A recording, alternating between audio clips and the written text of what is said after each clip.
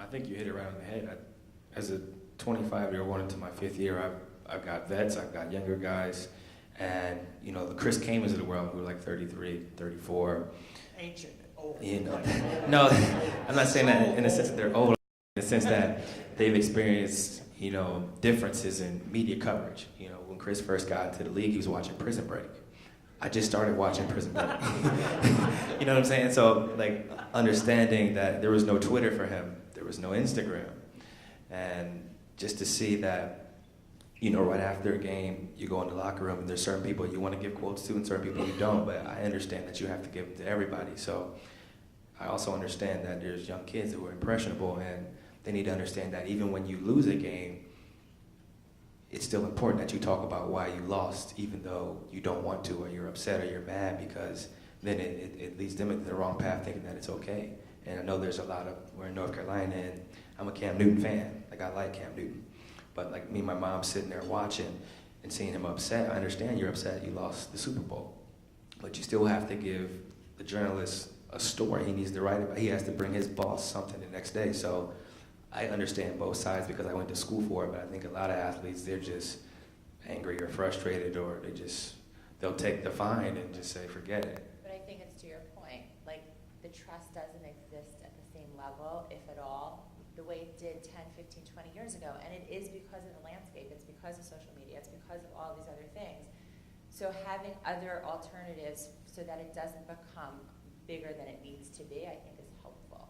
And because not a lot of people are like CJ that really do understand the differences.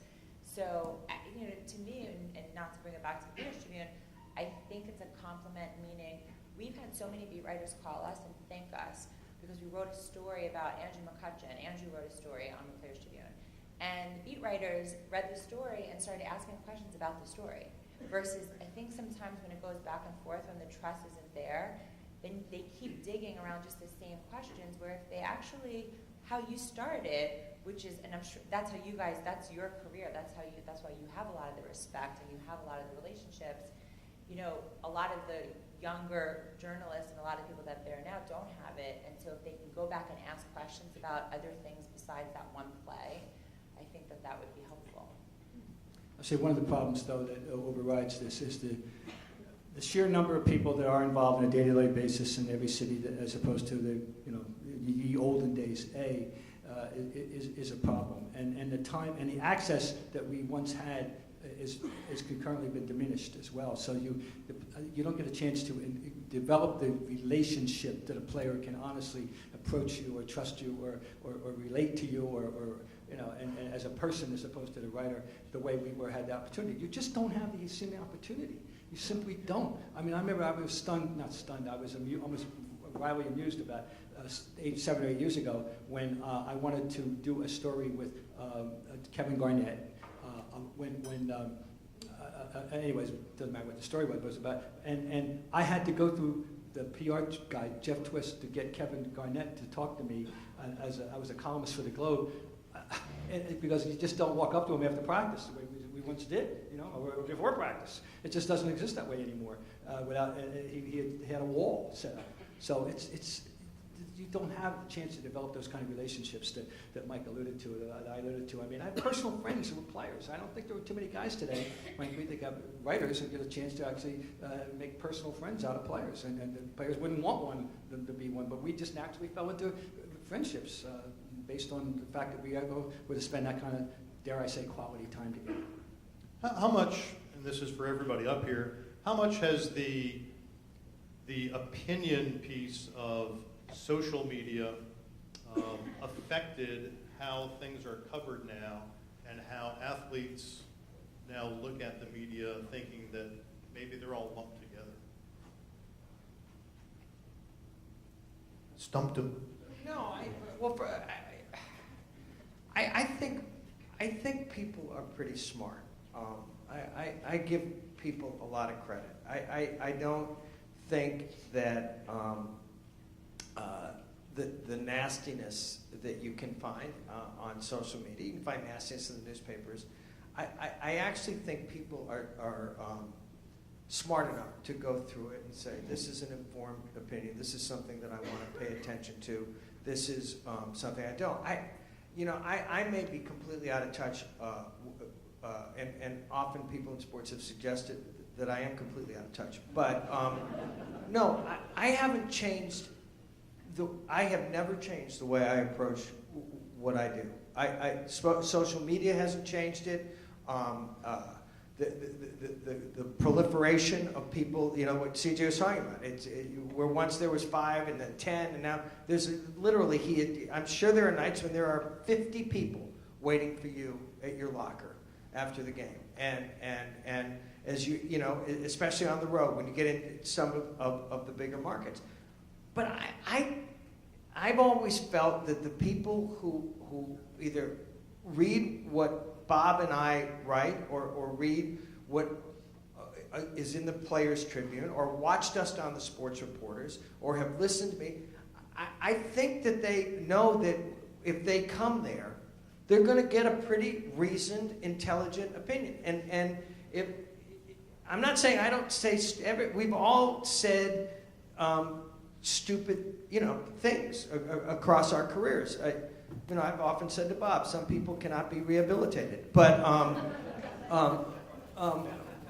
I give the audience, I give readers, I give people in our business credit. I give people who play professional sports for a living credit. I still think Dick Schaap once said that there's only 2 teams in the world.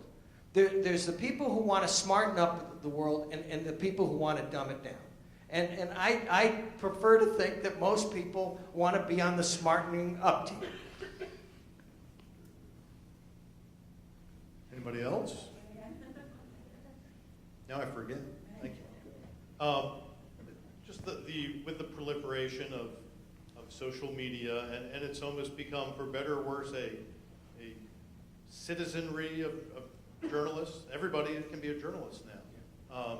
For better or worse, how does what we all do fit into that narrative? Speaking for us, I feel like, because I've worked with athletes for so many years, it's very refreshing to have a place where they can really, some of the most compelling stories, we're not as much about the X's and the O's.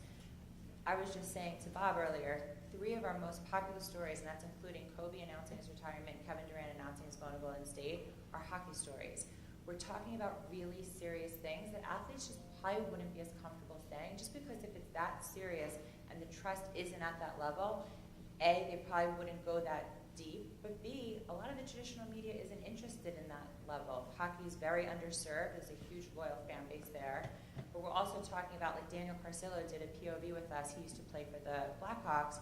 His best friend played for the Flyers and committed suicide because he was released from the team, had dealt with prescription, dealt with concussions. And we don't want to just be telling the most serious pieces. Blake Griffin talked about working for a racist boss. But it did become a place where athletes can go a little bit deeper and really like have that humanity side of who they are. And so that's why I go back to where I feel like we're just a complement to what's out there and showing the different dimensions to athletes beyond what's happened on the court. And I really think there's room for everybody. And I think, you know, like I said, I think that it is a crowded landscape, and we're, I think, excited to just be a part of it.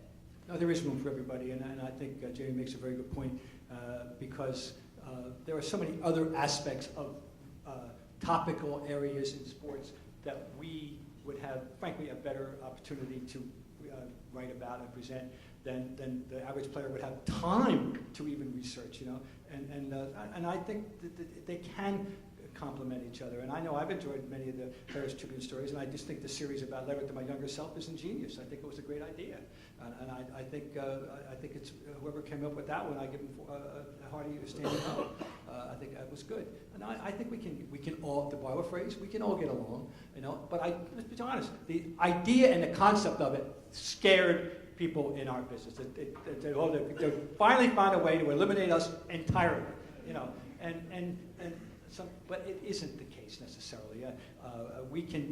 There's plenty of things left for us that we can do, quite frankly, better than they can do, and are interested in things that they're not. Most of them aren't interested in. So I think there's plenty of room.